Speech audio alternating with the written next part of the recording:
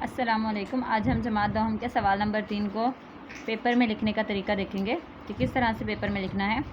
इसमें है सवाल नंबर 3, इबारत की तशरीह होता है और इसमें इबारत अलिफ़ और बे आती है। हिस्सा अलिफ़ है तो अलिफ़ लिखेंगे। उसके बाद इबारत के लिए आप इसको मुख्तसर लिख सकते हैं इस तरह से इबारत को।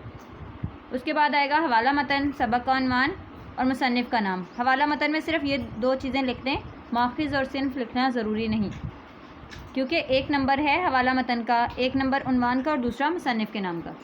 नेक्स्ट है ख़त कशीदा अल्फाज के मायने, ये 2 नंबर के होते हैं। इस तरह से आप लिखेंगे अल्फाज, ख़त कशीदा अल्फाज के मायने, हेडिंग देंगे, फिर उसके बाद अल्फाज और मायने, और इस तरह से फिर अल्फाज मायने लिखेंगे। उसके बाद फिर तशरीह लिखेंगे।